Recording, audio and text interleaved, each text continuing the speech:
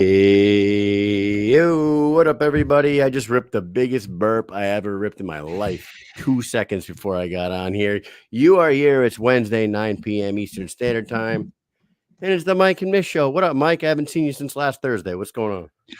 What is up, Kyle? What is up, everyone else in the comments? Welcome to the Mike and Mish Show on a Wednesday night. Kyle, I didn't get to hear the burp. It was silent. I couldn't hear it from here. I was professional, and I did it before I got on here because I thought it would be ridiculous. But anyways, we're here. Dude, we got two good guests coming on tonight. We got the challenger for the BKFC flyweight title, Jade Masson-Wong, coming on first. And then we're going to follow her up with Justin, the Nightmare Street. And I'm excited to talk to both of them because, one, unfortunately, we're not going to be able to make it to Salt Lake City to see the fight live. I love the main event, and I like both of these women fighting each other very much. We're going to have her opponent on tomorrow night, but we're going to be hosting our first watch party in friggin' months, Mike, when they fight. I am too.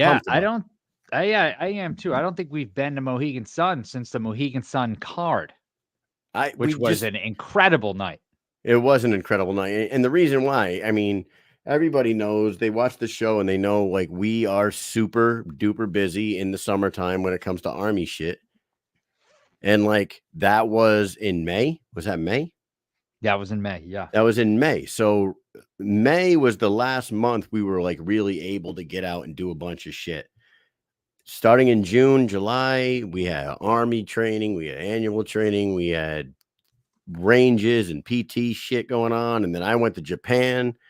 Pew, you know what I mean? And now we're back, and we're not going to be able to make it out to Salt Lake City, but it is awesome that we're going to be doing a watch party at Mohegan Sun again for that. But we will be in Miami for the card that Justin Street will be fighting on. Our first guest is already in the waiting room right now, so why don't we go ahead and read our sponsors real quick, and we will get the show on the road. Yes. Bucked Up, guys. Go to buckedup.com. Buy yourself some supplements. Buy yourself some sugar-free, delicious energy drinks. Get yourself some workout apparel. Their clothes are comfortable. Their energy drinks are delicious, and their supplements are top-notch. I take them all the time. I'm in the gym like a freaking psycho these days, and I owe it all to our great sponsors, Supplements, because I love their pre-workouts. I love their BCAAs, and their proteins are very delicious. So go over to buckedup.com, use promo code Mike and Mish 20 and get yourself jacked and save 20% on your purchase. Hi, Mike. Oh, yeah. Definitely do that. But you also got to do this, right? Dynamic Life. Sexual health, weight loss, and anti-aging. Retake control of your life by reaching optimal health. Visit www.livedynamic.com. It's the only online platform where you can become a patient in under 20 seconds. Also, check out their Instagram page at Live Dynamic. That's LIV Dynamic on Instagram. Boom.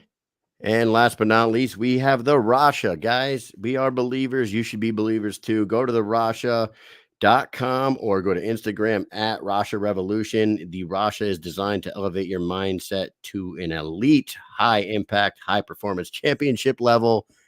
Ever since me and Mike entered the Rasha in LA, life has been different for us. So we are pretty much all in on this.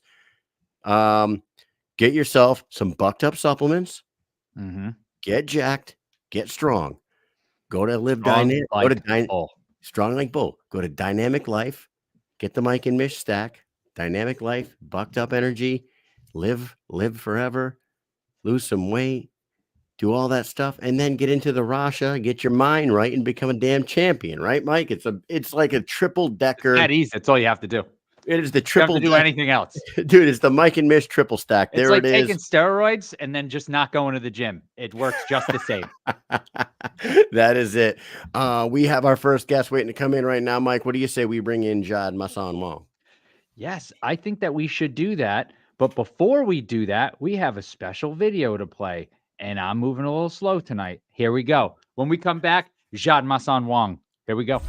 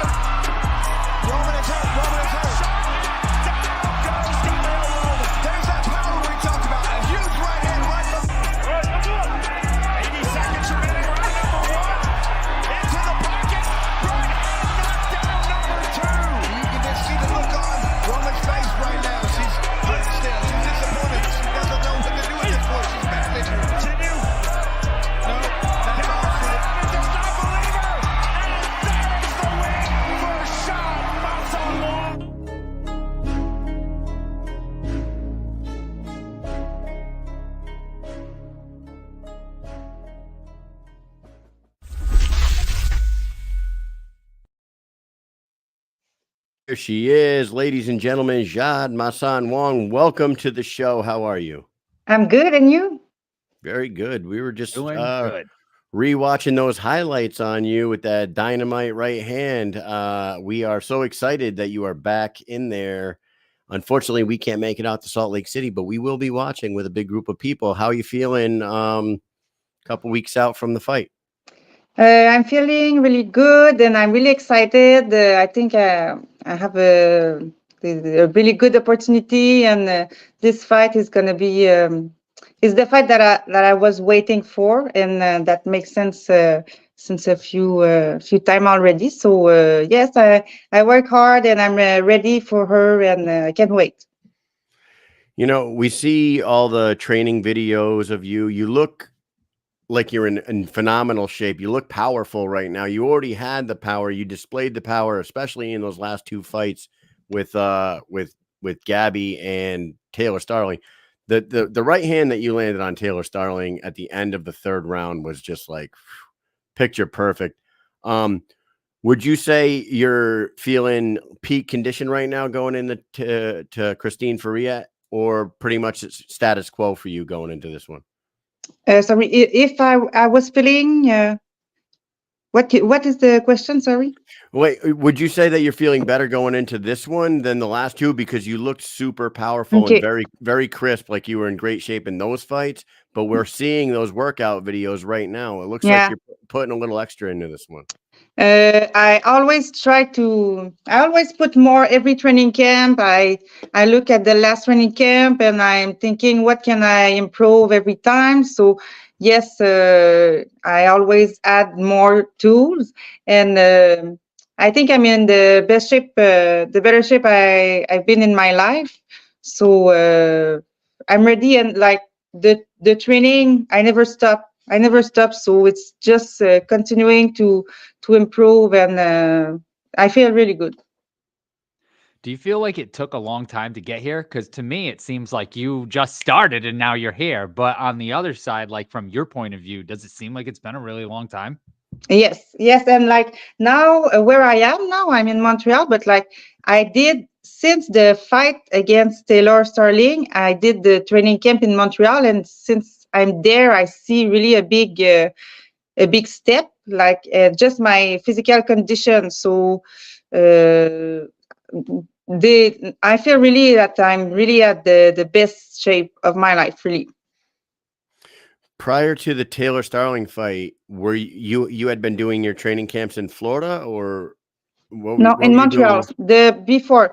The first one I was in Quebec City. The second, but the first one with Crystal Pittman, I was in Quebec City. The second in Florida, and it was a little bit complicated because I'm not from there, and I was trying to put everything, but like without reference, it's really difficult just for the language. So after the fight for Taylor, I was in Montreal, and I just stay here. I moved from Quebec City to here last month because I'm full-time here now just for the gym.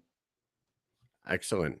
Well, it looks like it's working in the videos that we see. Like I said, it looks like it's working out for you.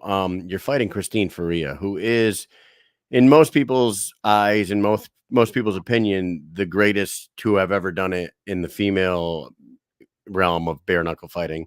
This is a huge opportunity for you.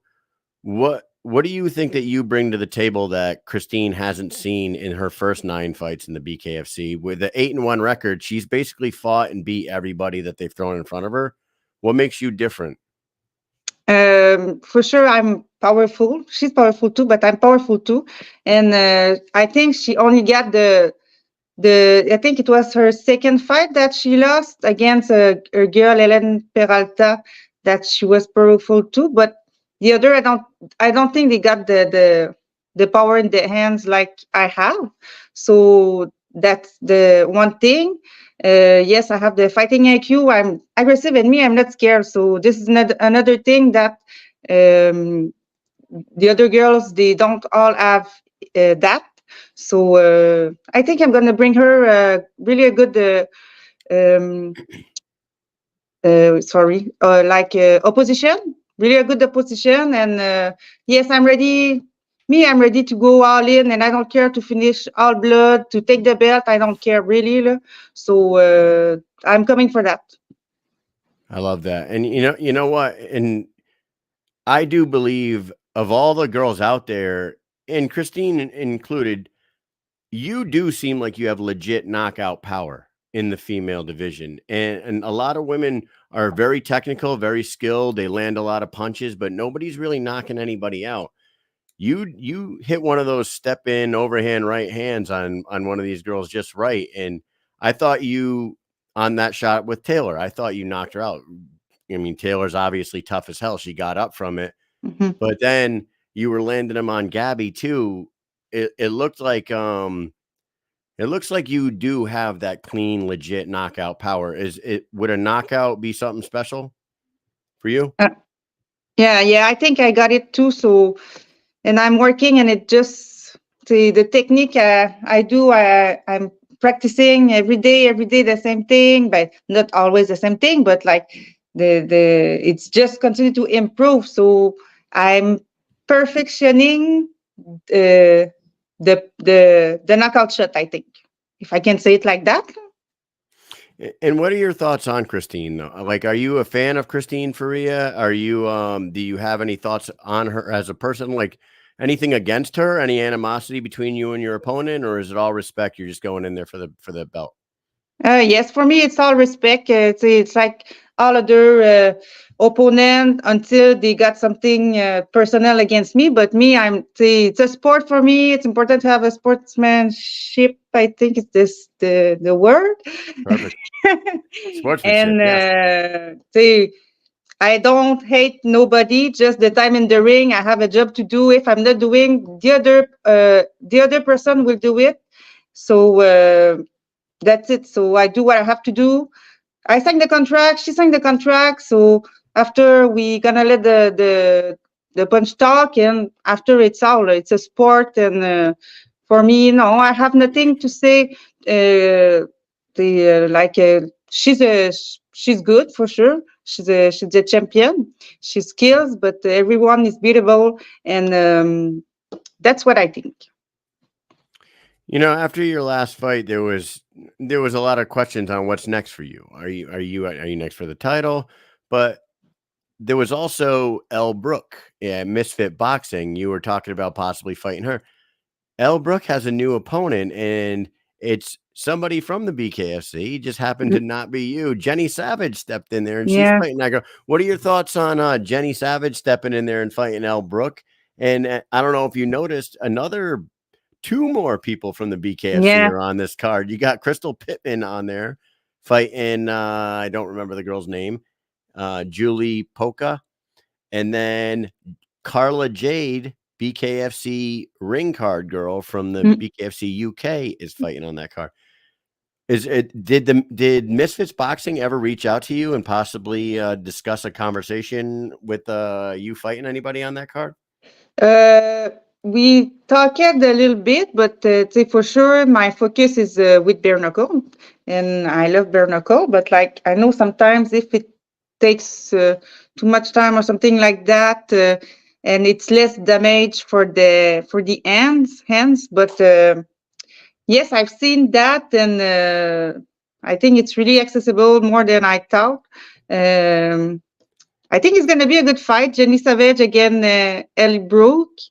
But Jenny Savage for sure have more. She got more experience, and me, I think she can have the belt.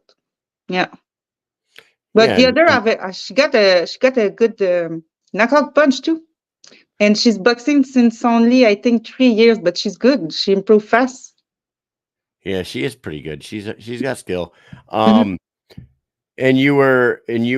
Mike you're muted, Mike. Stu nod. He's over there. He's over there talking to himself. You're still muted. Anyways, Mike's gonna fix his microphone. I just thought it was interesting that after your last fight, that conversation was being made online, and instead of fighting on Misfits Boxing, you got Misfit Ferea. It was Yeah, one way yeah, or another, you were gonna run into a misfit. You know what I'm saying? yeah. That's good. Yeah, And yeah. But yes, we were talking because I shared the poster of Ellie Brooke and Paige Van Zandt when they were before they fought, and Ellie Brooke answered me and she said, "Oh, I would like to fight you too," and so that's why we were in like in talk together, but nothing more. crazy. Hmm. Mike's still muted. I don't know what's going on with my partner over here. We're gonna Hmm. figure that out. But have you ever been out to Salt Lake City? Is this gonna be your first trip out there? Yeah, yeah, the first time. We went out there back in December, and what I can tell you about Salt Lake City was the crowd was freaking nuts. They had a huge card out there, but the crowd really came out, and we didn't know what to expect when we were out there. Um, one thing we did notice when we flew in, it was very like smoggy. It looked like Okay. pollution. Yeah, but then, and I'm not going to shit on that city. It looked really dirty when we landed, but then 24 hours later, it like rained and everything washed out, and it was very beautiful. It's like surrounded by mountains, very Mm, bright. It was super nice weather, and when we got into the arena, the crowd was crazy from fight one to the end of the night. So I think you guys are in for a good night out there in Salt Lake City. nice, nice. I hope. I hope. Absolutely. And did you take a look at the fights out in Sturgis that happened a couple weeks ago? Yeah. You had fought Taylor in the past. Taylor went down and fought for the 115 title. What were your thoughts on that one? I think. Well, Britain Hart. She got good skills. I knew that she put a lot of volume, like a lot of punch, and that's what I was thinking. But like they went to war, and that I was expecting that because they always do it, so I think it was really a good show. I think it was nice that it was at the Sturgis the bike show, and like I've seen that they had the biggest crowd, like 15,000 something It was people. crazy. Yeah. So and I think it's the exact clientele that is good for that. So Yeah. I hope they're gonna do it another time because I would like to fight there too. I think it's good. The energy looked really nice, and I would like to Well, fight there. I could tell you who had a good time out there. You're one of the new owners of the company. Conor McGregor was out Yeah, there, and Mike and I got an opportunity to talk to Conor afterwards. And not only did he say we're coming back here, and it's already booked. They're going back to nice. Sturgis next year. Connor said he's going to fly into North Dakota, rent himself a motorcycle, and he's going to ride a bike down into. I know you're a bike. You're a motorcycle rider, right? Yes, yes. That's why I want to go there. Yeah, that's what I'm saying. It's like that you should be on that card. Like win, lose, or Yeah. draw, you should be on that card next year because it's one Yes. hell of a party, and you'd love it as a motorcycle girl. When the fights were happening, when something would happen in the ring and the crowd would go wild, people in the background on their bikes would be like, "Run, run, run, run, run," like that. It was like a wild scene. It was very cool. Definitely the Right. demographic for this sport, and I think you'd like it out there for sure. Yeah, that's really really nice, and that makes me thought that if they can do it there, maybe they can do it in the Daytona Bike Week in Florida or other place like that. Could be really nice too. It's the same people there. Absolutely. I went to Myrtle Beach Bike Week a few years back. I don't have a bike. I just went there with my brother and we drove a car and like had a blast with all the people riding their bikes. There was like 400,000 people at Myrtle Beach when I was down there. It was absolutely freaking insane. And I think you're right. I think that maybe targeting Myrtle Yeah, Beach, Daytona, yeah, um, yeah. I don't I, know. They do a bike week up here in New England, in New Hampshire, Laconia, but it's yeah.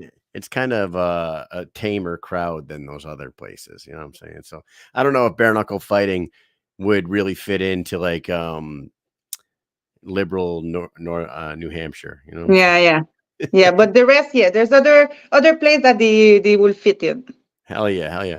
So Before we let you go, the fight between you and Misfit that's happening September 6th for everyone that's watching. September 6th, I'm sure you all know. Get the app, get Fubo, get wherever you can watch this.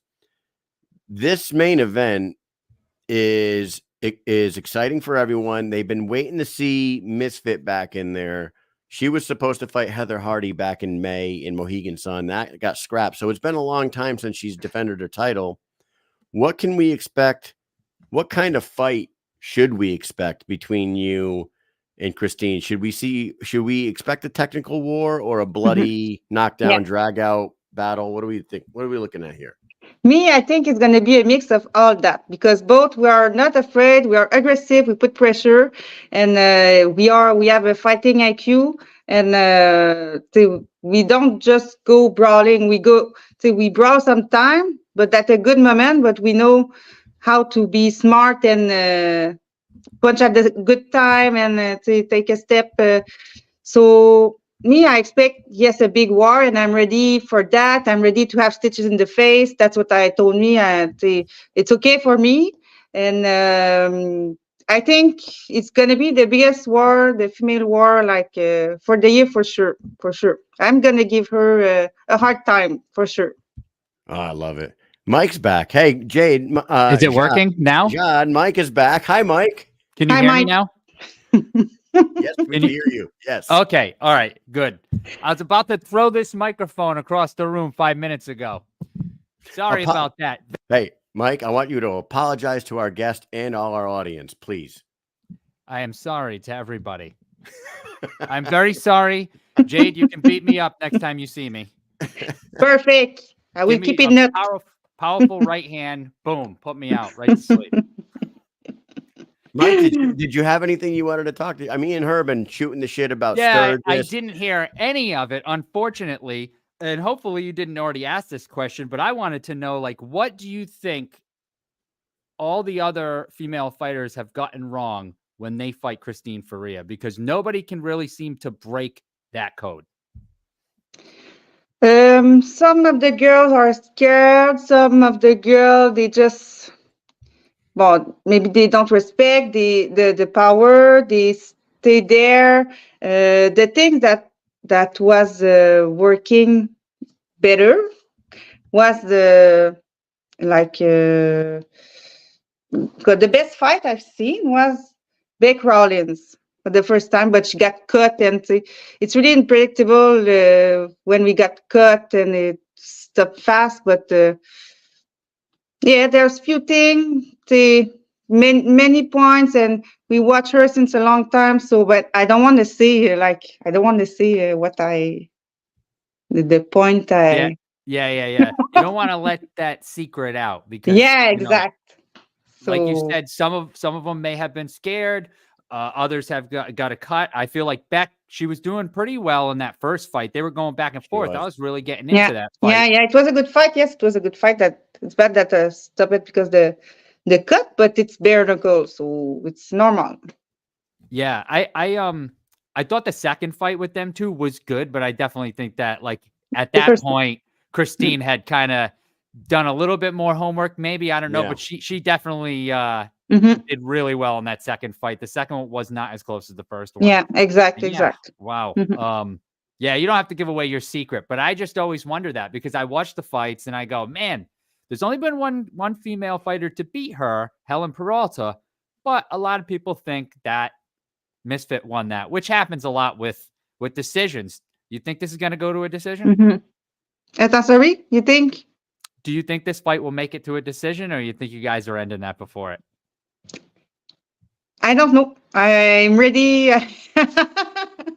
Yes, I hope no, but I'm ready for. Very modest answer. Very modest. You know, it's we get a lot of guys on here. They'll be like, "It's ended first round." No, it's the first round. But me, I don't like to say things like that. Like I'm gonna knock, because I don't want to say something, and if I don't do it, so I prefer not to say. But I have my mind. I have my visualization and everything. So I just stick on that, and That's it. I did all my homework, all my training camp preparation, really good. I did all I had to do. So now it's gonna happen what is gonna happen. There it is, guys. We got two high IQ fighters, both got power in their hands. This is one that people have been wanting to see since last year, I think. I think Christine was on here like maybe last summer or like maybe like last October-ish, and we asked her what she wants, and she said, she named a few. She said Chris Cyborg. She said Amanda Serrano. She named some people outside of the BKFC that we didn't think were really. And then she said Heather Hardy, and that one actually happened. But you were the one name in the BKFC that she said she wanted. And I think that was almost a year ago. So yeah, because she started to call me after the fight with Taylor Sterling. And it was in May last year. Yeah, so she's been wanting this fight for a while. Yeah. She's gonna get the opponent she wanted. You're gonna get the title shot you wanted. It's a big fight. We can't wait to watch it. Thank you so much for coming on here. We know that we don't have to have much more time with you. Do you want to take a minute and say a few things to anybody that's paying attention or who will be paying attention September 6th? Me, I'm ready to die in the ring, and I don't care for the rest. So watch it because it's going to be a big war. And can I just take a second to make for my sponsor? Absolutely. Yeah, go right ahead. Okay, just want to say I have OnlyFans, Real Gangsters, Perfect Sport, Side Boys Up Podcast, Century 21, My Father, École de Moto Centreville, Autobus OG, Entrepôt Modulo, et Nordic Fight Club. So thank you to all my sponsors too. And thanks to you to welcome me here tonight. Hey, Jade, has anybody ever told you, because I just want to tell you, somebody in the comments earlier said that your face doesn't match your accent. I've never heard anybody say that about anyone. Yeah, has anybody ever told you? Yeah, I don't even know what that means. Has anybody ever told you that you don't look like you should have that accent? No, nobody told me that before. I don't know what it means. I don't either. I read it in the comments. They're like, she doesn't look like she should sound like that. I'm like, what the fuck does that mean? How should I sound? I don't know. I don't know. It would make sense. Like if my first language was like Chinese or something, right? Because obviously I'm a white guy from the Northeast. Why would I have like an accent from like the East? You know what I'm saying? But I don't understand. It's like you're a French Canadian, right? So like, how else should you look? Yeah. What? I don't know. Okay, I just thought that was an interesting comment in the comment section. Yes. And I wanted that person. I need to get the shame belt out. Shame them. All right, Jade, thank you so much for coming on here. Best of luck September 6th. We won't be out there, but we will be hosting a watch party at the Mohegan Sun. We're gonna have a whole shitload of people at the casino in there watching your fight. So we'll be watching. Best of luck. Mike, do you have anything else for her? Yes. Everybody watching, make sure that you are watching on September 6th, BKFC app, Ferea versus Jade Masson-Wong for the Women's Flyweight Championship. The time has come. BKFC 65, Salt Lake City. If they're not watching, what else are they doing? They can't be doing anything better than that. I feel like this is insane if you're not watching. So exactly. Thank you so much, Jay. Thank you so much for coming on, Jade. Thank you. Everybody else, stay tuned when we come back. Justin, the Nightmare Street. Adios. Bye.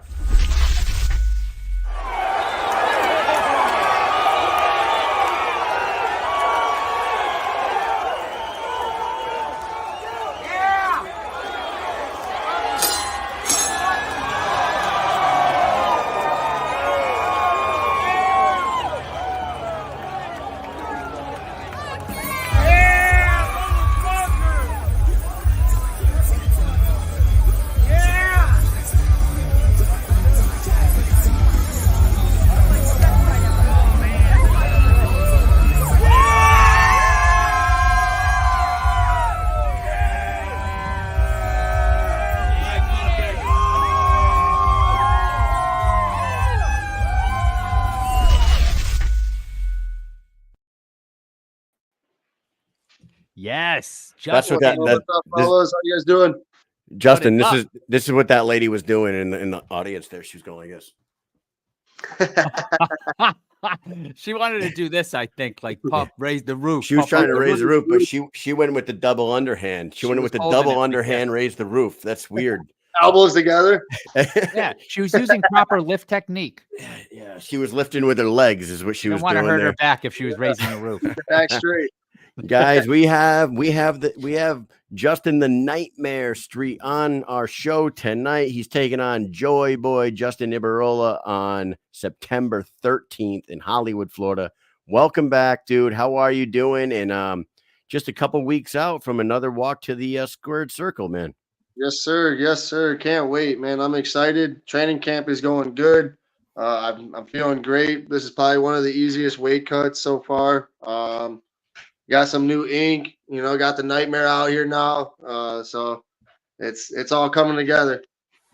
I love it. And I don't know. I know that like Nightmare Street is like a playoff of Nightmare on Elm Street, but you happen to be fighting on Friday the 13th. Did you put that together? It's meant to be, man. I mean, to have this fall on such a day like that. I mean, I've been called the Nightmare since I was 13 years old by my uncle who passed away.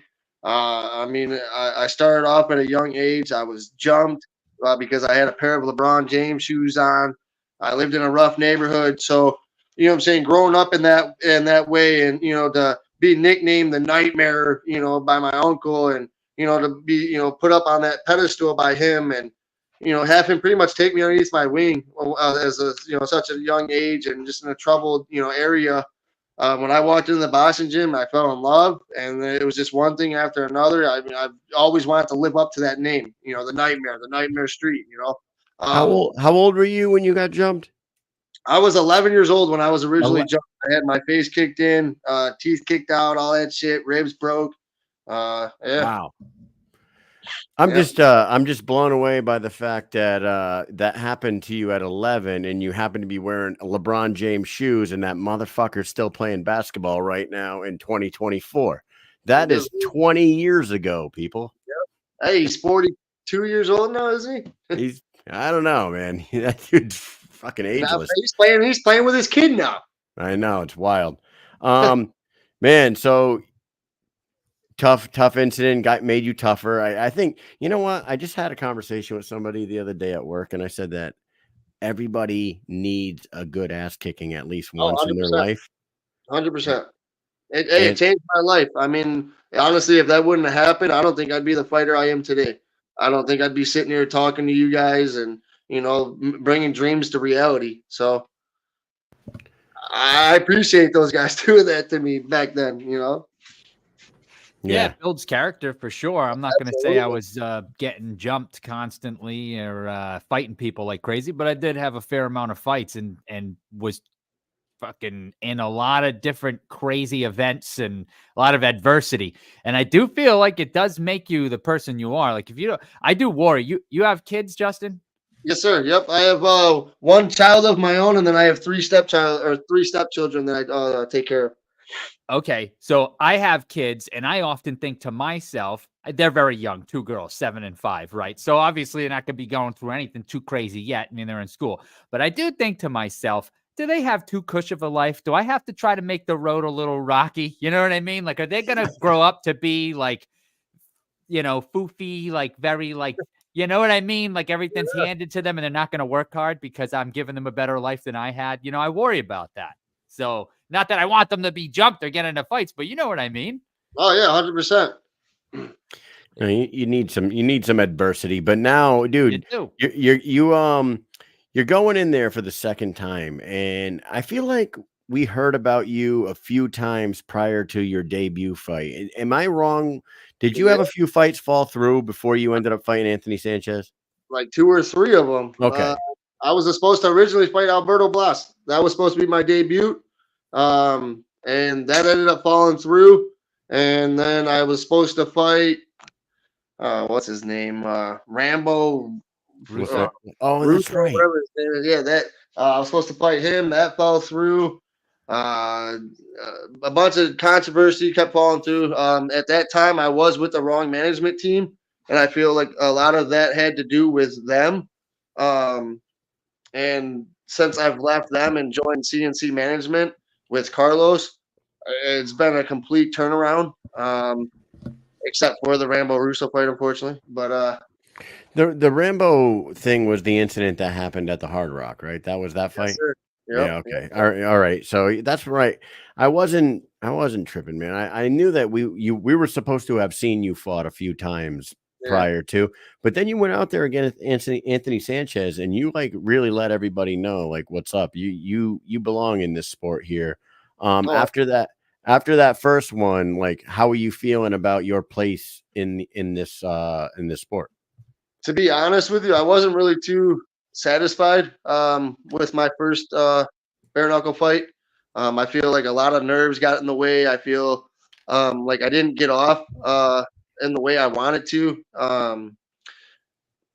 It took me a minute to get that snowball rolling down that hill. I feel like the nerves got the best of me being in that atmosphere. I felt like I was starting boxing all over again. I'm not gonna lie. I mean, so I had to really dig deep, go back down, to the roots and to the basics, and stick to that, stick to who I am, and that's what I learned in the first fight. I have the skills. I have I've been doing this for 17 years. I mean, so my skill set's there. That I don't have to worry about. What I'm my own enemy, and that's where a lot of the controversy comes in. Where this one going into this fight, looking at the number 3 rank, Justin Joy Boy Ibarrola, whatever his name is, I'm stoked. This is where I belong. I know that now. I've been there before. I know what the atmosphere is like now. The nerves aren't going to be there. So now you guys are going to experience the actual nightmare when I come out there and I showcase my footwork and I showcase my head movement and my counters and everything else. Everything that you guys seen with me against Sanchez was a glimpse. I mean that you guys only got to see the end of the 3rd, 4th, and 5th. That's when I started to wake up. Well, now you guys are about to see 1 and 2, and I feel like he's not going to be standing for 3. So, and Mike will tell you this when he's 3-0, right? He's 3-0. He's number 4-0. But he hasn't fought nobody. Tell me who he's fought. I would have to think on this one, but But I'm saying you now have the number 3 fighter. This is big for you. Coming off your debut, you go right to the number 3 fighter. That number 3 fighter, after his last fight, when we talked to him, he was calling out Ryan Reber, who happens to be fighting for the title now. So, like, I don't know. My debut was supposed to be against Alberto Blas. Right. So, I mean, if that debut actually would have happened, who's wearing that belt right now? Wow. You know what I'm saying? So, I mean, things happen for reasons. Timing is everything. Everything happens for a reason, and that's the way we took that, and that where I'm gonna roll with it. I'm gonna fight the number 3, and I'm gonna showcase that he don't belong in that ring with me, and that I belong, fighting with Alberto Blas or Ryan Reber. Whoever wins that fight, I want that shot, and I'm gonna prove that when I beat Justin Ibarrola. Wow, Mike, you got. Do you see yourself staying with bare knuckle long term? Are you going to go for this belt, stick around, defend it? Is this like, because I always wonder that now that the sport is growing like by itself, like BKFC is getting big, bare knuckle is getting big. Before it was like people would dip their toe in and leave. But I do feel like this is definitely a sufficient enough path now to be able to stick with this. Go for the title and stay in bare knuckle. And I always wonder if people are in here for the long haul or if they're just, kind of bouncing back and forth. Because when we just talked to Jade, you see and I don't blame the fighters, but they go back and forth. They're going to boxing. They're going to MMA. They're not, nobody has, not too many people are really. To answer your question, Mike, I mean, I've done boxing. I did boxing for 7 years before I even made the switch over to MMA. I won Golden Gloves twice. I then made the switch over to MMA. I did that for 10 plus years. I was the number one 125 or 135 in the state of Michigan. I then chose to go pro and went 11-4 as a pro. Now I'm, I wanted to do the bare knuckle thing. I've always wanted to do the bare knuckle thing. I went and did the tryout 3-4 years ago now in Alabama. Never got a call back. Never got any replies or anything like that. And I kind of like got a little discouraged. Fights started falling through. Stuff wasn't happening right then and then. And that's when I learned, timing is everything. You take your chances when they come and you make the best of them. So that's what I'm doing now. I'm taking one fight at a time, slowly but surely, and I'm gonna build my way to that top. And once I get to the top, I personally think that I will be the first 3-crown champion for BKFC. I want the 145, the 135, and the 125 strap. And the first I'm taking first is 135. Wow. That's where they want to start. Well. 35 division. So that's where I'm gonna keep it going. I'm gonna keep the ball rolling in the 35, and then I plan on going to 125. And then I plan on, if John still holds that belt at 125, I'm coming. Wow. I'm saying, man, you got a lot of ambition, and you definitely got skill. You got a lot of experience. And do you think that a win over Justin Ibarrola puts you right in the conversation of like a fight with maybe like Keith Richardson, and then one more? You get through Justin Ibarrola. Keith Richardson, former champion, man. Yeah, so, I think he's a little washed up. I think he's been hit too many times. I don't think he has that chin that he used to have. If they make that happen, hey, by all means, I'm going to take out whoever stands in front of me, whoever they put in front of me in that ring, regardless if it's at 145, 135, 125. I'm going to showcase, and I'm going to go out there, and I'm going to stand in that middle. I'm going to toe to that line, and I'm going to put my toe on that tire, and we're going to throw hands. So if you can stand and bang, and if you're willing to take a shot to give a shot, like I am, hey, let's go.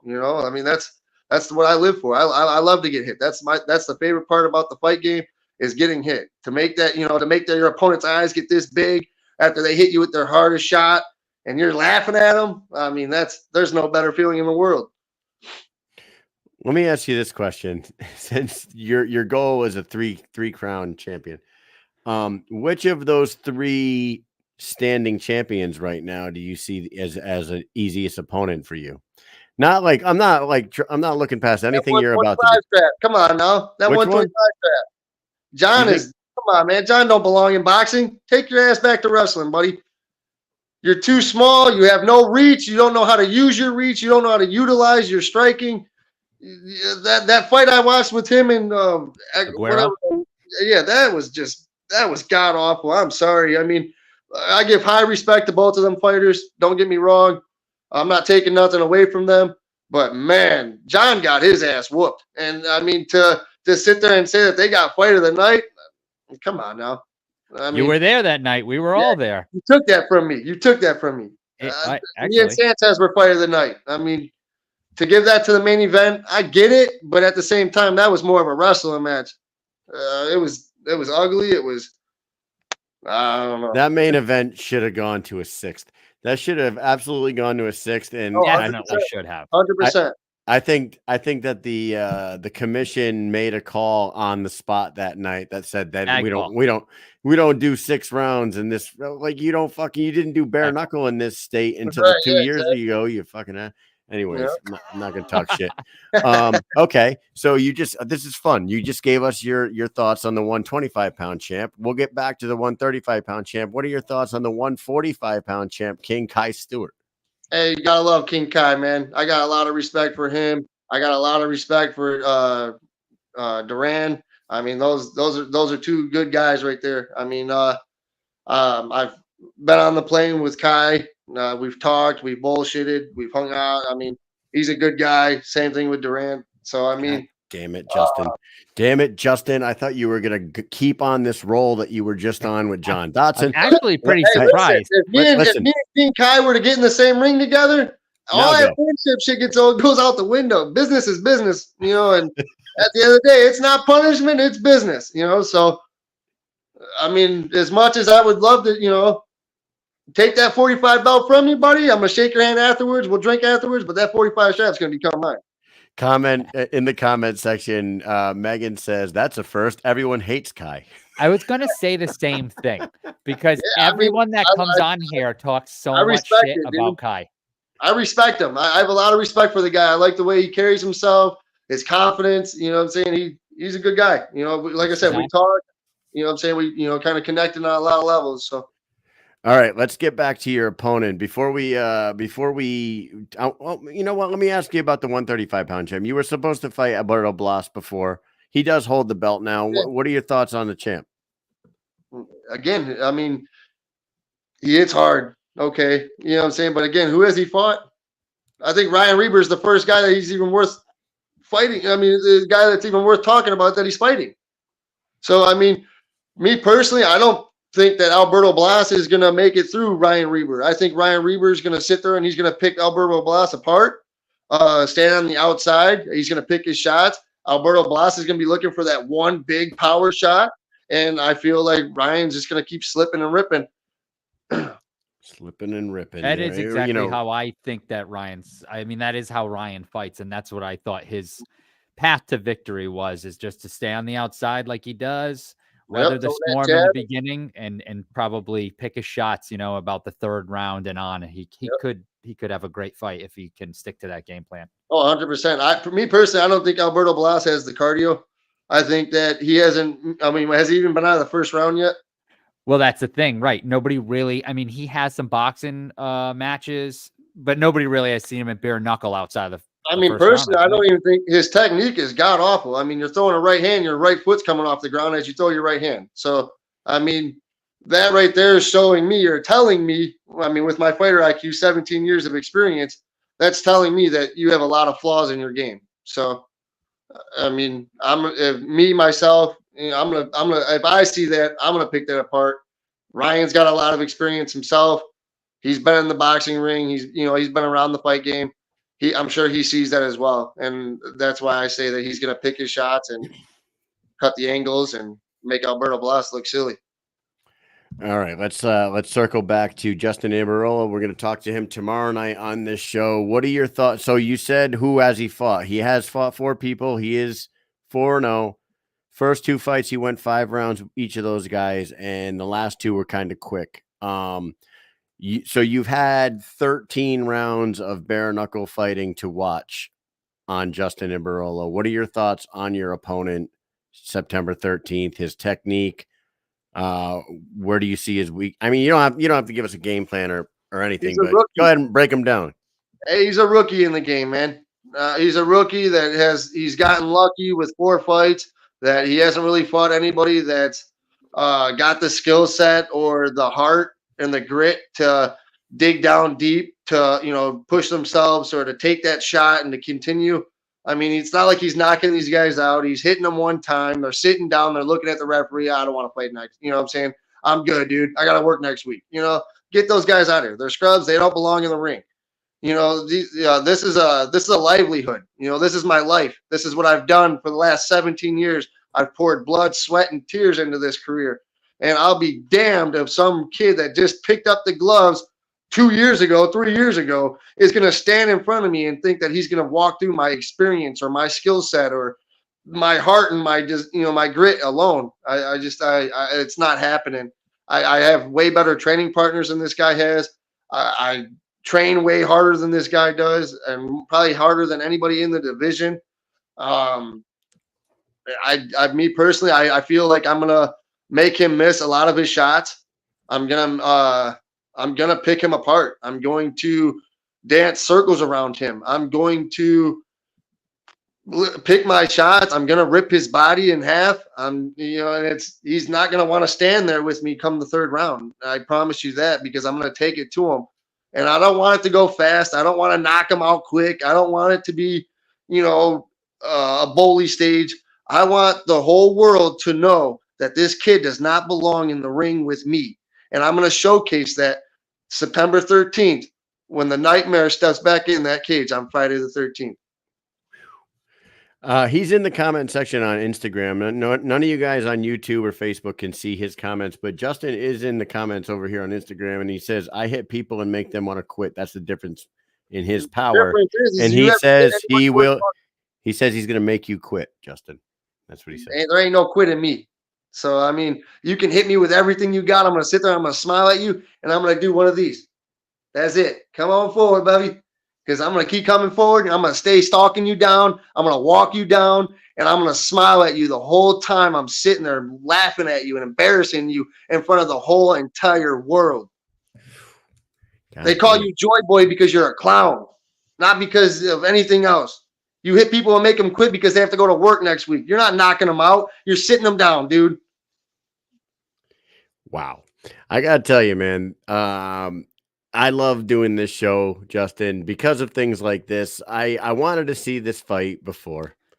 Now I'm like super fucking excited to see the two Justins throw down. Hey, I'll tell you, man, I really wanted Chris Garcia. I'm not going to lie. I keep calling that kid out. I've been trying to chase him down. I've been trying to get him to fight me, and all he keeps saying is Justin who. But again, after I take out Justin Ibarrola, watch where Chris Garcia goes.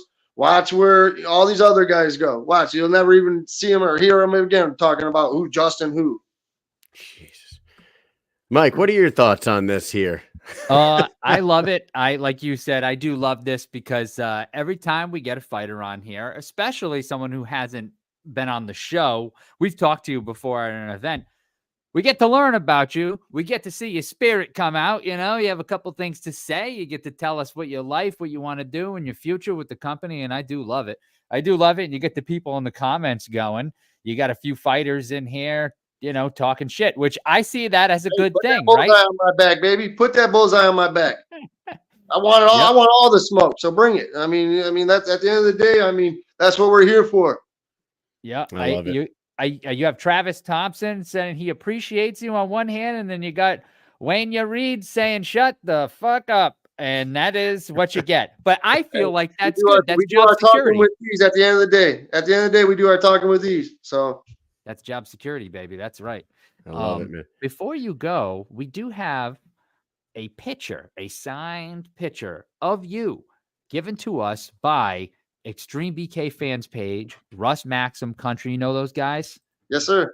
All right. Well, they sent a picture of you signed. So everybody who's watching right now in the comments, I want you to listen up because we have Justin the Nightmare Street here. He's going to be fighting on Friday the 13th. And to just go right along with the theme of that, I want to know, and this is going to be, for me, I feel like a very easy question. So you better get ready. You better watch out for Rick Caruso if he's in those comments still, because he's got them Google fingers and he's fast. Ready? Answer this question to win this signed poster of Justin Street. Who played Freddy Krueger? Go. The actor? Who is the actor who played in the Freddy? Original Nightmare on Elm Street? Yes. And the original that Nightmare one's on Elm easy. Street. Who is it? Write it in the comments. This is very easy. Big Ben said Freddy. Good job. Stunad. Jason Freddy. Hey, while people are answering this question, there have been some fight announcements for your card. The card's awesome. Mike and I will be down there. That is a first name. So, he right there. Bowls, Bears, and Brawls. I think that's who we have. Yeah, but he didn't spell the last name right. Swervo. Yeah, we'll give it to him. Give it to Bowls, Beers, and Brawls. It's Robert Englund. Right? Yes. There it is. Right there. Boom. Robert Englund. Yes, sir. It's spelled with a U in real life, it is but we're going to give it to him. So Bowls, Beers, and Brawls. Find us on Instagram. DM me your name and address, and we'll get you that picture. Justin, the fight card that you're on, I don't know what's going on with it because they announced a bunch of things, and then the King Mo and Mundell fight is no longer listed in the fight card on the app, but their picture's still on the poster. Sure. So, but you got HD Davis and James Brown on there. You got you two. You got the Reber and Alberto Blas title fight. You got Panda Banks fighting Perdomo. There's a fight that got made on this card that has everybody perplexed. Nobody knows what the fuck is going on with this match. What are your thoughts on Joshua Alvarez, better known as Fames, fighting Luis Palomino the night you step in there? Hey, I think honestly, man, I mean, I've watched both of these guys fight. Trout really turned Palomino. He really turned him inside out. I mean, Trout really showcased that Palomino didn't belong in that cage or in that ring with him at that time. Do I think that Palomino has bettered his skill set and worked on cutting his angles and all that stuff since then? Absolutely. He's a grinder. I mean, all us fighters are. We're grinders.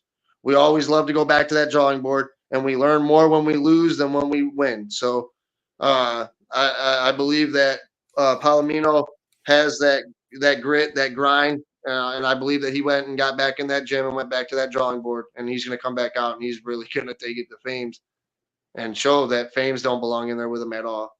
Because let's be honest. I mean, that's basically where everybody's thoughts are, right?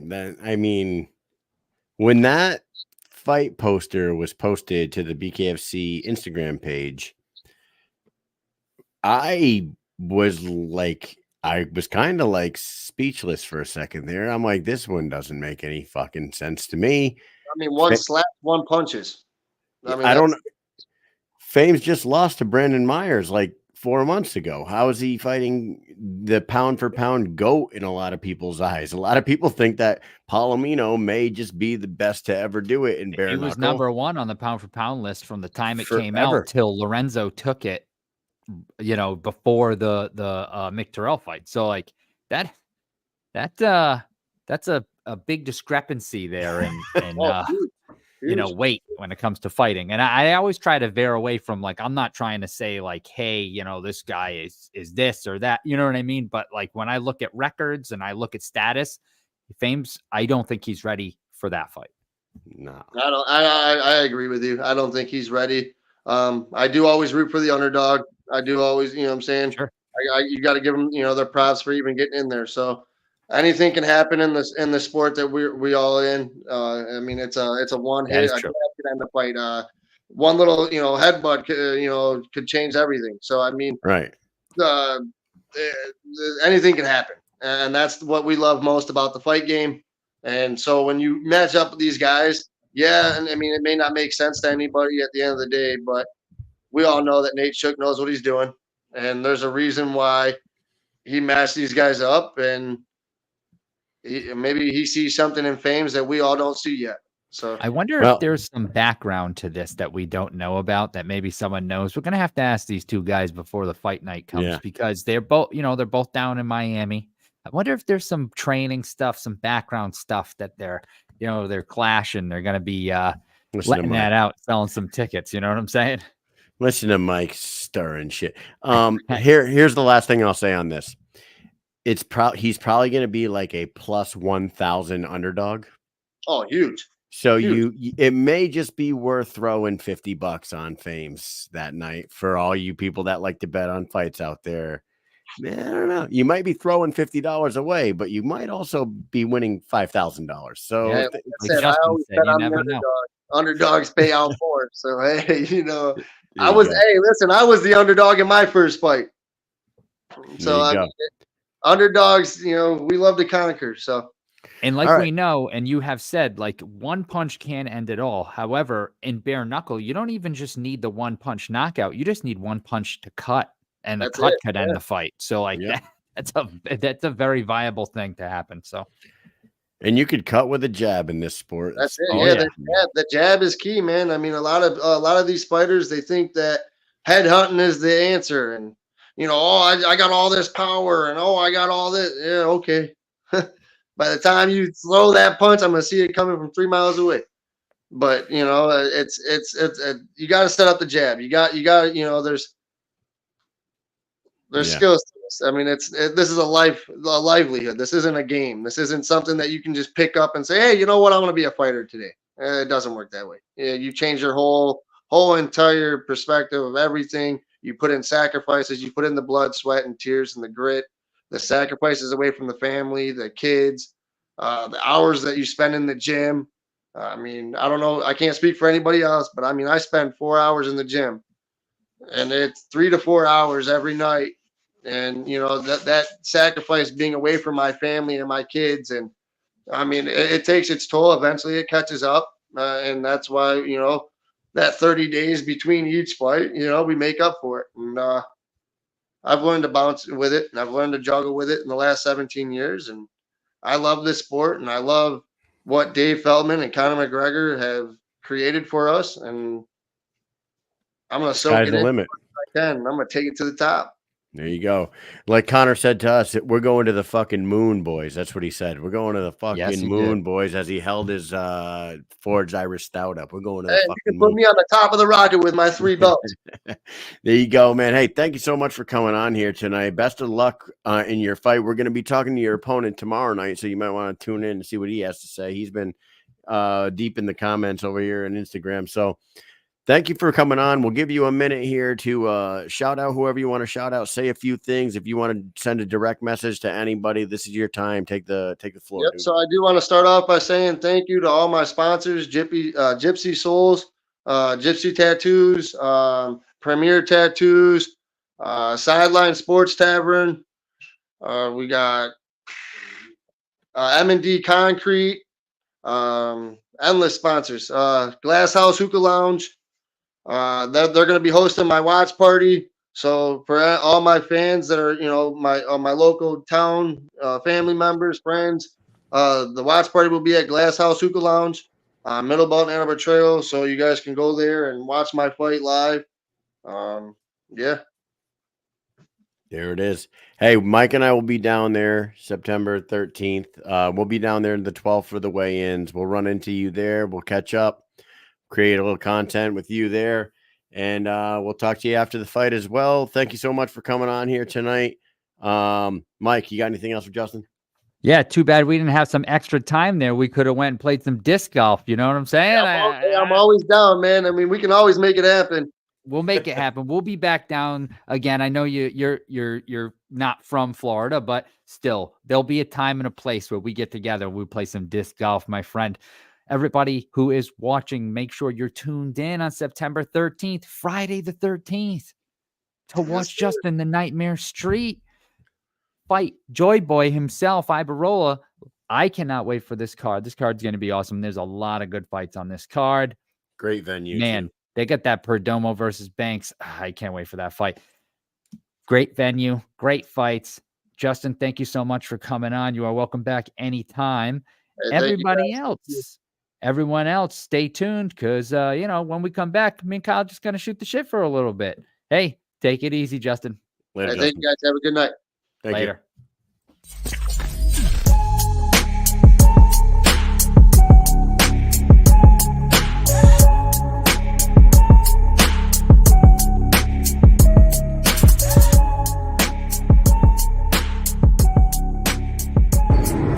Join me, the Archangel Escobosa, here watching the Mike and Mish show, drinking Cashier coffee. Drinking cat shit coffee. That was after that last event, right? That was after the last Hollywood event. It was, yeah. Big Ben says nothing for his opponent. I think he said plenty about his opponent, to be honest with you guys. I was very impressed by Justin Street tonight. He's got a lot of fire in his in himself. He's fucking fired up, dude. He's got a personality. He knows how to talk and he knows how to fight. So that's good for him. Yeah, I think he had a lot to say there. Yeah, he had a little bit of stuff to say about his opponent, and he had a little bit of stuff to say about a bunch of people. And I got something to say about this damn microphone. Bam! I don't know what happened. I think I hit the wire and it like came a little undone underneath, and I look like everyone's like, you're muted. And I'm looking at it, I'm like, it's not. It looked muted. like it was plugged in. What the hell's going? It was plugged in. Something just happened. And sometimes on StreamYard, if something goes wrong, the only way to write it is to get out and come back in. That's the way you got to do it, man. So sorry about that. Hey, 293 episodes. I think it's only happened twice, I think, maybe. So, yeah. Hey, sometimes it's got to happen like that. Listen, Mike and I have not talked much since last Thursday because I took the family down to Hershey, Pennsylvania. We went to Hershey Park. It was fucking awesome. For anybody that's never been to that Hershey park, Squirts Park. I went to that park one time 20 years ago, and now in 2024, it is fucking. Did you just fart? Hershey Squirts. No, Oh, I that didn't. was a That's sound effect. Yes, I did that. That was that loud. I was gonna say that was the best fart I've ever heard in my life. That's Dude, Hershey Park. listen. Hershey Park. It's not that at all, dude. It's about candy, my friend. There's a lot of candy involved, a lot of chocolate bars, a lot of Reese's and Jolly Ranchers and Twizzlers and all that shit. But dude, that place is fucking massive now. And there are like 7 or 8 huge ass roller coasters, and they are awesome. Like they are like really fucking good roller coasters. If you're a thrill ride person, go to Hershey Park in Pennsylvania because there's not a lot like they don't have any of like the 3D rides that like Universal has. I'm not saying it's better than Universal. Universal's fucking awesome. Right. Universal's the best place. If you're going to go to a theme park, that's the best place in the world, in my opinion. It's fucking unbelievable. But this place, what they did, I think they were like, we can't beat a place like that when it comes to like movie theme type shit. But we can make 7 of the biggest, baddest fucking roller coasters that you'll ever ride on. And they are really, really fucking good there. And the water park area is really big too. The only problem that I had is it was so crowded. We did go on a week. We went on a weekend, and we got there on Friday, and we didn't buy the speed passes on Friday because we were only there for a half a day. And I was like, fuck this shit, dude. Tomorrow, I don't give a shit if they're if they're $1,000 a piece, I'm not buying them. But I'm like, I don't give a fuck. We can afford it. Let's pay for the speed passes, or I'm not gonna have fun the entire time I'm down here. And so we bought the speed passes on Saturday, and I'm telling you, dude, all day long we're jumping lines, riding these fucking incredible roller coasters. It's only 5 hours from us, by the way, Mike. So it's a good trip. And then they had the giant candy store there with like the freshest candy ever, and we spent $130 on candy. I believe it. Yeah, it was easy to spend that much money on candy. It was crazy. So that's where I was. Mike was up here doing things, and then I was in a class all week. So Mike and I have not really talked about much. I actually did a watch party. I did a watch party on Friday night. That's right. And I was down there. I couldn't get on with you guys. I was busting Ben's balls in the comment section because we were in an Airbnb, and there was no way I could get on with you guys. Yeah, pissing everybody. I was on the Knuckle Town watch party with Ben was on there too. That's right. Yes, he was. Yeah. You know what I thought was hilarious is when Ben was like, I'm thinking about becoming a referee. I'm like, dude, this is the guy who has the strongest bias in the world as far as a fan. Big Ben, the reason why we love you, you are the biggest fan in the fucking world. You literally are a 6'7", 280-pound fucking giant fan. And the people that you are a fan of, you are extremely passionate and loyal to. You cannot be the most loyal, biased fan in the world and then say you're going to be a fucking referee. There's not a chance in hell. You would never. No way. No way. Can he, Mike? Can Big Ben have to be absolute strangers? It wouldn't be able to be in BKFC. He had to be a ref somewhere else. He had to ref like there's no way JKFC or something. I don't fucking know. There's no way, dude. I thought that was hilarious. I actually texted Mike when he said that on the live. I texted Mike. I was like, that motherfucker couldn't be a referee. He's too big of a fan. He loves certain fighters so much, dude. And I don't even know. This is a bad. Britain wins like all of her fights, so this is a bad. It's a bad example. I had to pick someone else, but I just know he really likes her. So I'd say she could lose like every round, then he would be like, "Oh, she's good." Obviously, she doesn't. He'd be holding her hand up, even though they call out like the other person. Yeah, that was funny. But you guys did a good job. No offense to the other 3 guys on the show, Mike, but Mike, you fucking carried it. I'm telling you. Take that, big. Take that. All you other guys. I'm just fucking with you. It was a good show. You guys chatting it up. He said, "Show him wheel locks." Sean Wheelock's idea. Tell him that. We're gonna tell Sean. Oh, I'll I'm tell telling him that. Next time I see him, I will tell him that. I'll Don't tell him worry. that over tea and a crumpet. Yeah. So, Mike, I wanted to talk about what we just brought up with Justin Street. Bring the graphic up one more time. We got to talk about Palomino and Fames. Palomino and Oh, sorry.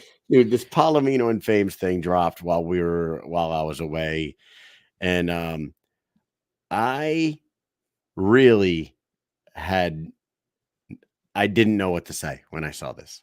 I immediately screenshot it and sent it to you and a couple other people and said, what is this? Like, what is this? No offense to Fames. He does not belong in the squared circle. I was verklempt, as they say. With Palomino. And Overcome with I emotions. don't know how to say this. Like, with all due respect to anybody's reasoning behind this fight, it's not going to work for me.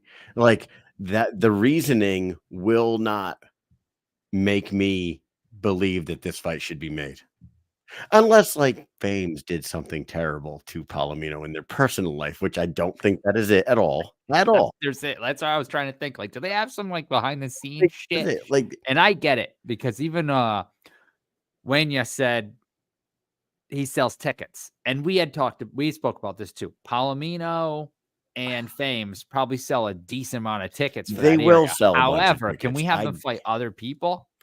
Right, put them both on the card and have them fight somebody that's in there. I don't know why I have to like say that, and I've said it too. Like, I feel like everybody understands, but I don't feel like Fames is going to understand that. You know what I mean? Like, dude, he's going to Fames, be like, what the fuck? Why are you hating on me? It's like, I'm not hating on you, dude. Hating. I'm just looking at the overall picture, and I'm looking at you and where do you stand in your career, and where Palomino stands. Just lost a belt. He was a 2-weight world champion, #1 pound for pound fighter for the entire time, pound for BKFC. That's the rankings that ever existed. Until Lorenzo Hunt, okay? Lorenzo Hunt, who's the next best fucking #1 in the fucking world, took over. That's it. And the person who beat him was a world champion boxer. Okay, so like, that's the reason. It has nothing to do with any hating or anything like that. I just don't think this is a thing that should happen. What you said, dude. Call me crazy. They could have both been on the card fighting somebody else and sold all them tickets. I agree.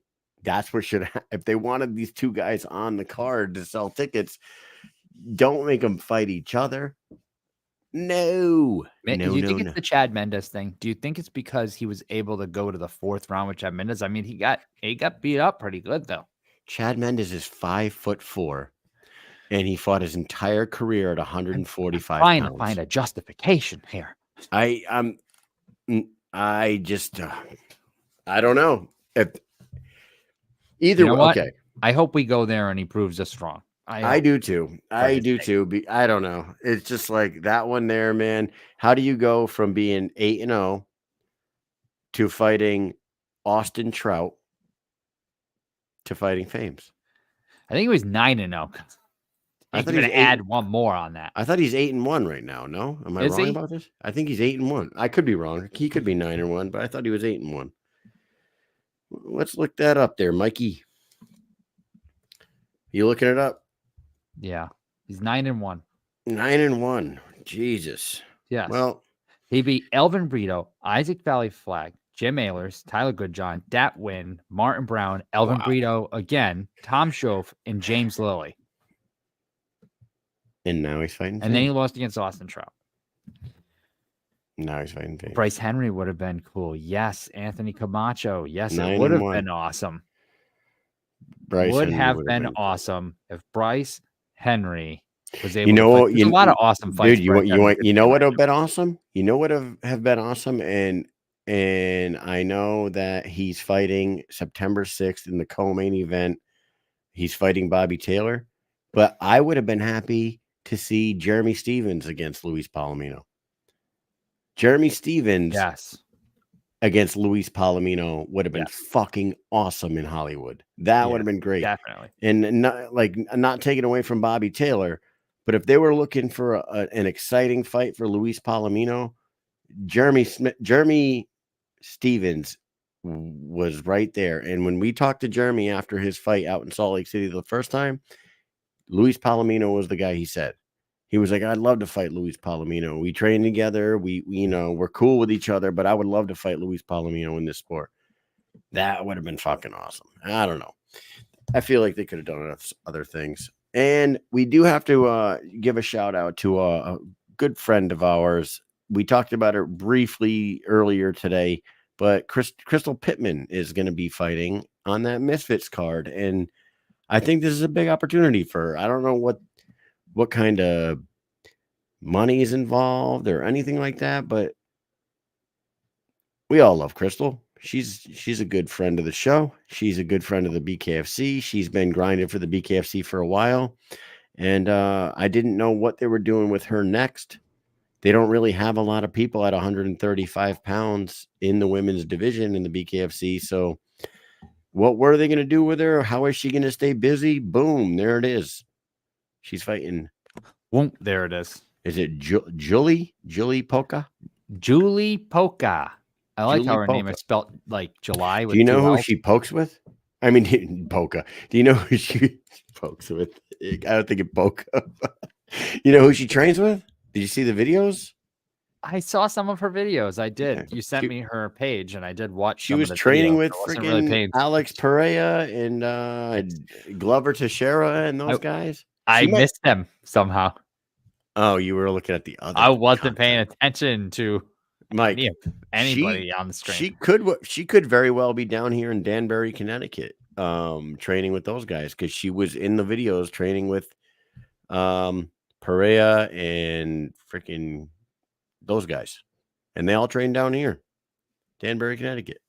So yeah, we're gonna get over there some point. We do. We'll go there with 800 BKFC signed stickers, koozies, and Mikey Mish stuff, and we'll just unload in there and just get everybody to join BKFC. Man, there's some guys there that could be good Right. BKFC for show. It's funny how does Misfits boxing have any like correlation to Triller? Are they connected somehow?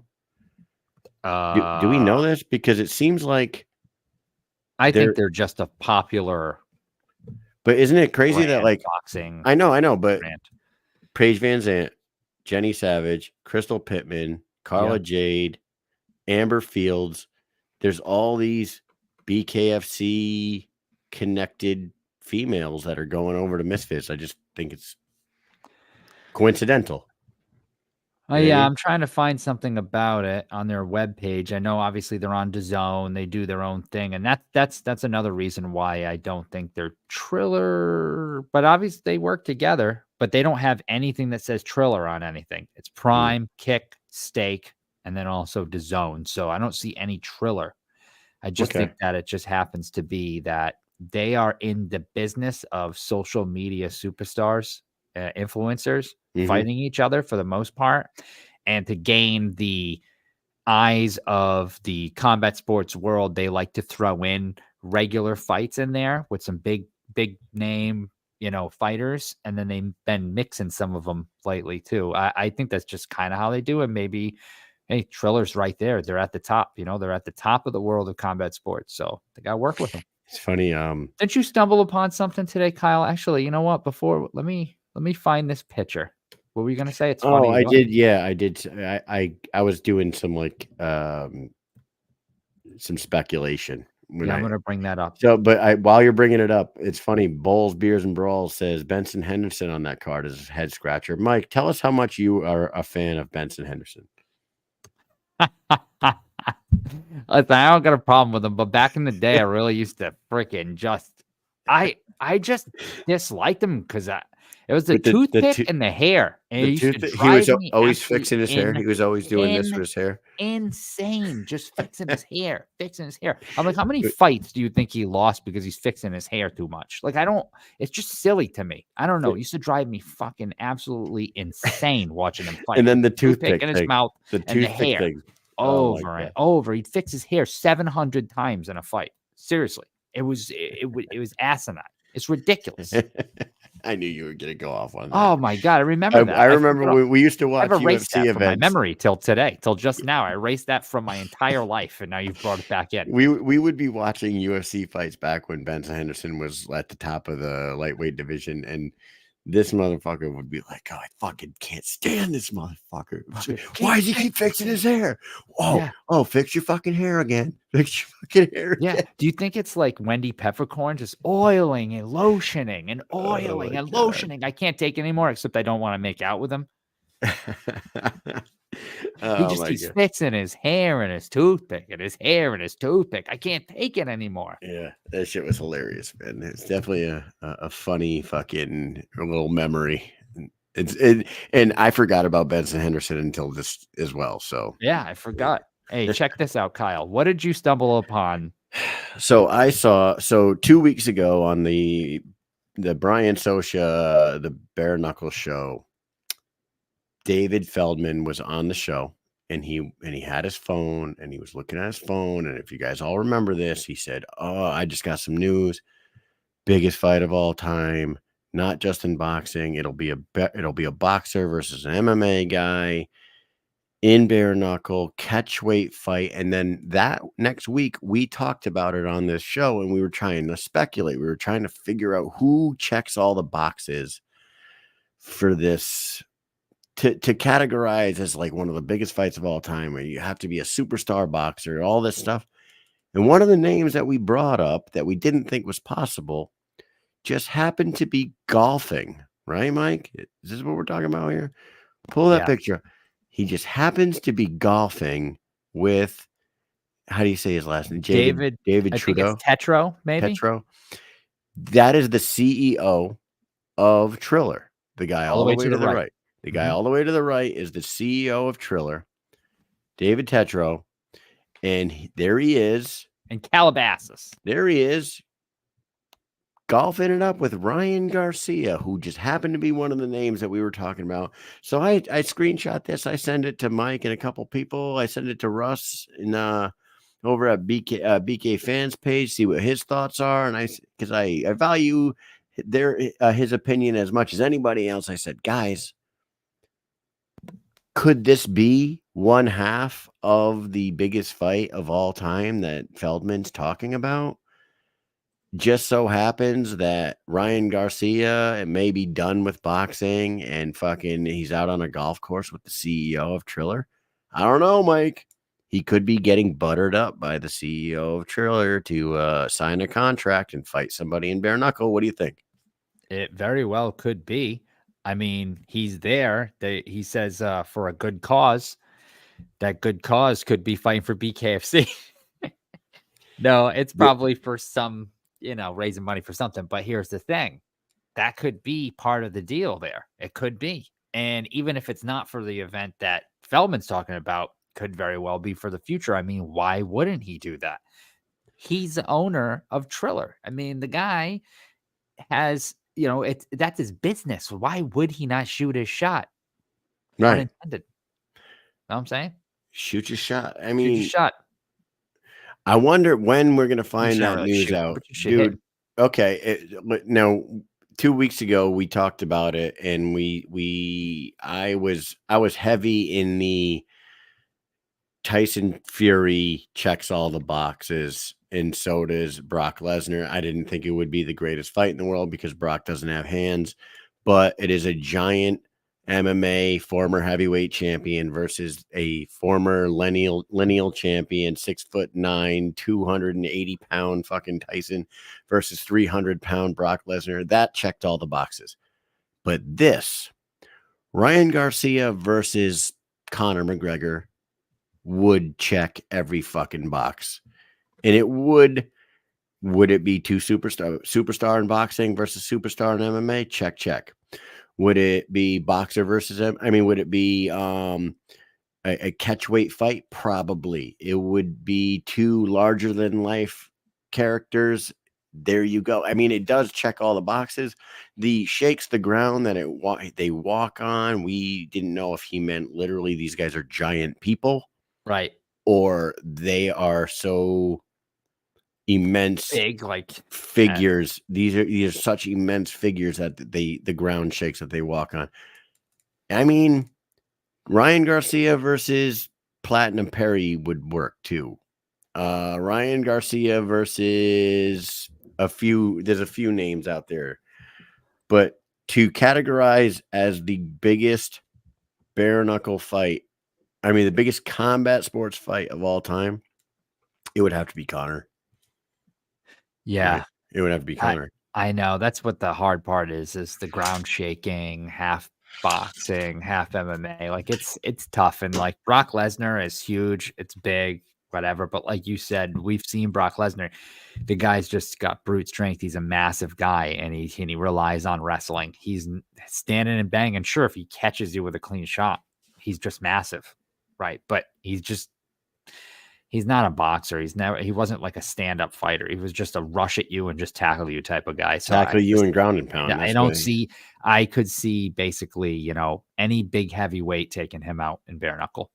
Doesn't even have to be the biggest name that bare knuckle can offer.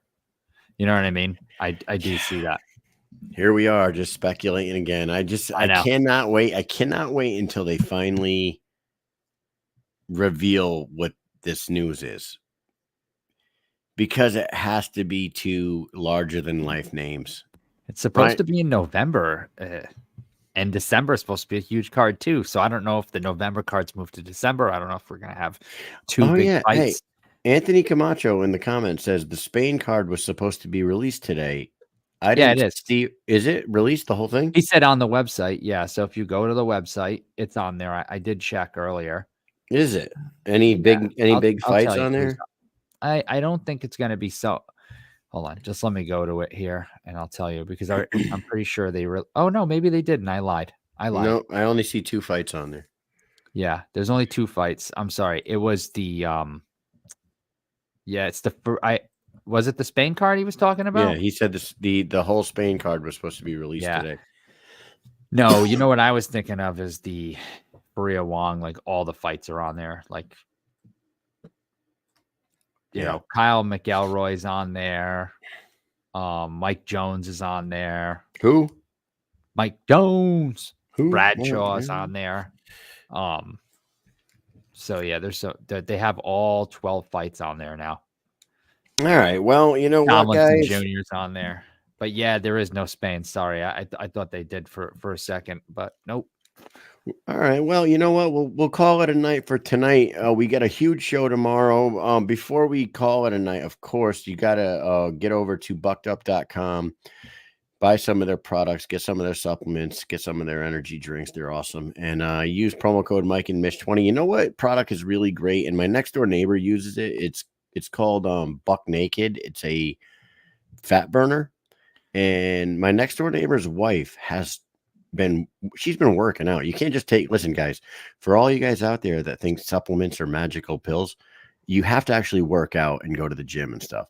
But my next door neighbor has been taking Bucked Up Buck Naked fat burner, and she's half the person she was a year ago. Like, she's been eating right in training, but she's been taking that, and she said in her own words, this is the first fat burner I've ever taken that I believe actually works. And she looks great. She looks like she's in the best shape of her life. Go to buckedup.com, use Mike and Mish 20, get 20% off your total purchase. Then get yourself over to @LIV Dynamic. Go to Dynamic Life on Instagram. Hit the link in the bio. Get your become a patient, just 20 seconds. They take care of your weight loss, sexual health, anti-aging, and then head on over to at Rasha Revolution on Instagram or www.therasha.com and join the Rasha Revolution. Get your cognizant coherence. Is that what it is? I fucking suck at saying that. You say it right. Conscious coherence, conscious coherence. That's it, man. Those are our sponsors. Thank you very much to those guys. Thank you to Justin Street and Jade Masson-Wong for coming on here. Make sure you guys tune into their fights, and make sure you tune in to our show tomorrow night when we talk to their 2 opponents. We will have Christine Misfit Ferea, the reigning defending flyweight champion in the BKFC, And the women's #1 pound for pound fighter, even though there's no rankings. There is no rankings, but she is the #1 pound for pound for sure. And Justin Ibarrola will be on here. Joy Boy will talk to us about what he heard out of Justin the Nightmare Street tonight. Should be a good show tomorrow night, Mike. What do you say? I say peace. See Peace. you tomorrow. Thanks for